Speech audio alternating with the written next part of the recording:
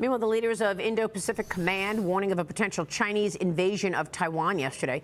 The U.S. Navy admiral saying this: all indications point to the PLA meeting President Xi Jinping's directive to be ready to invade Taiwan by 2027.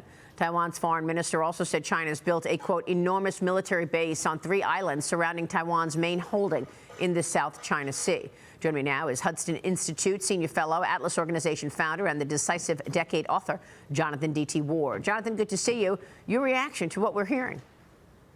Right. Well, look, I mean, this is, in a way, it's not news. I mean, Indo-Pacific Command has been very clear, very consistent about the 2027 date. I mean, Admiral Aquilino has brought this up now, but it was Admiral Davidson before him that established what people call the Davidson window, explaining that the PLA may be ready to conduct an invasion, to conduct a successful invasion of Taiwan by that date. And meanwhile, on the Chinese side, the centennial of the founding of the People's Liberation Army gives us that date of 2027 as well. I mean, that's why Xi Jinping is organizing these forces to be able to undertake what he sees as the major mission of national reunification. So our problems in the Pacific are growing more significant, more urgent. I mean, this is really the focal point, I think, now of, what's next for the geopolitics of U.S.-China competition and really our major security challenges. And also something that Admiral Aquilino said at the beginning of his testimony to Congress, which I thought was very important. He said, quote, the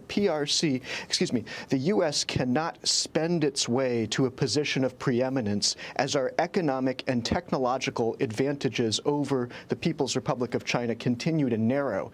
So this is what I've really been trying to tell people about economic containment of China. I mean, we're letting go of this window to actually beat them economically, and the consequences is that we're no longer going to have the economic and technological superiority that has underpinned American security for so long. Meanwhile, right now, Tim Cook is in Apple, Howard Schultz is in Apple, a whole bunch of U.S. CEOs are in Apple meeting with the Chinese government. So we're still running this sort of strategic schizophrenia where on one hand we have these mounting challenges in the Pacific. You mean they're in Beijing? Excuse me, they're in China, China. Okay. Yes, so they're all in China at the China Development Forum that began on Sunday. Right. A piece in the Journal the other day titled, American CEOs Get Ready to Go to Beijing, but Who Will Receive Them? What are you suggesting? In other words, all of these CEOs are in Beijing, but they're worried about their stance there? Well, Maria, no, what I'm suggesting is what I've been saying for quite a long time. I mean, we have this strategy that we have not fixed, where our businesses, our capital, our technology continues to go to our primary adversary. And here you have the commander of our most significant combatant command telling us that our economic advantages over China are narrowing. Yeah. I mean, what he's trying to say is that we're losing the edge. And we're losing the edge because we really haven't stopped the economic engagement. I mean, these are going to be the consequences. Well, we haven't done anything. The consequences are going to be very clear. Yeah, no. we haven't done anything. Meanwhile, Senate Commerce Committee Chair Maria Cantwell says she's now considering holding a public hearing on the House-passed TikTok bill. That's another way that the communist China has been able to undermine America. Here's what a bipartisan group of senators had to say about the legislation after a closed-door briefing yesterday on that threat of TikTok. Watch this. I want whatever modifications keep the spirit and the impact of the bill but also help it to pass. In the end, we want a good piece of legislation. We don't want to overshoot the target here either, but we don't want to miss it. I think there was a reason why, when this brief was given on the House side to the Energy and Commerce Committee, afterwards they voted 50 to nothing to move the legislation forward. We had a full hearing room in the classified briefing, and there was deep concern about the threat from TikTok on both sides of the aisle. Jonathan, North Carolina Senator Tom Tillis says his office received a threatening voicemail earlier in the week about the TikTok bill. He writes this in a post on X. TikTok's misinformation campaign is pushing people to call their members of Congress, and callers like this who communicate threats against elected officials could be committing a federal crime. The communist Chinese-aligned company is proving just how dangerous their current ownership is. Jonathan, if you hear this message that Tom Tillis received on his phone at his office, it's just incredible. The person says, "I'm going to shoot you. I'm going to if you ban TikTok, I'm going to come get you." Right, and I believe he posted that message online for everybody to hear. But, you know, where we are, I mean, is that we've seen the full power of what this app can do. I mean, to flood Congress with, you know, calls, with death threats, with suicide, you know, sort of threats. I mean, it's really gotten out of control. I mean, you have 170 million Americans on this app that's obviously a major information operation. Sort of many people have called it malware or spyware. I mean, that all is true. But the fact that it can compel political action, it can compel people, I mean, it's giving people the capacity to dial those numbers. I mean, they press a button on the app and they can get to their congressional office, and then you have threats like this coming. So you just have to get this out of China's hands. You have to get it out of ByteDance's hands.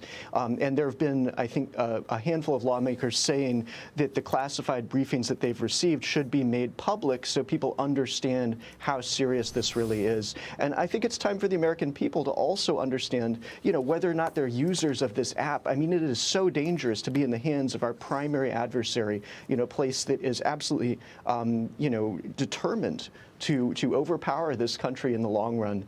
We cannot have them in control of this very dangerous technology. So it would be great to see the Senate come out and just do the right thing on this. Yeah, I know, but Chuck Schumer has been waffling on it. He's not even bringing it to the floor. It's definitely not coming to the floor this week, I'm told, and I don't know where it stands. That's why we're talking now about a potential public hearing. But Jonathan, I think your message this morning seems to be we're running out of time and we're losing our opportunity to actually get ahead of a communist China. In fact, Beijing is winning, isn't it? Well, look, that's been my message for a long time. I mean, when I wrote China's Vision of Victory, I was concerned we weren't going to wake up and see this threat.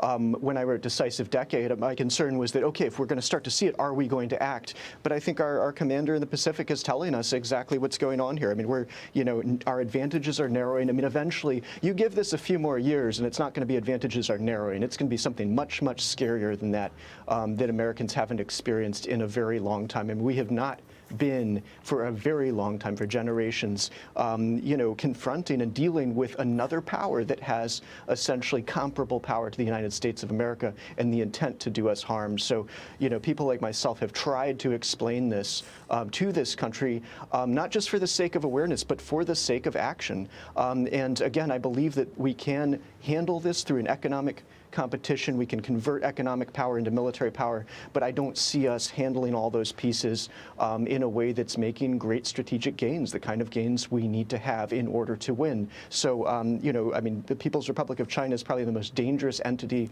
that's ever existed when it comes to the consequences for the United States. And I think we're about to potentially live through what that really means. Yeah, I mean, there was a piece in the Journal earlier that I saw, and here it is. America is sliding toward Chinese-style capitalism. What a headline, Chinese-style capitalism. There isn't capitalism in China, Jonathan, is there?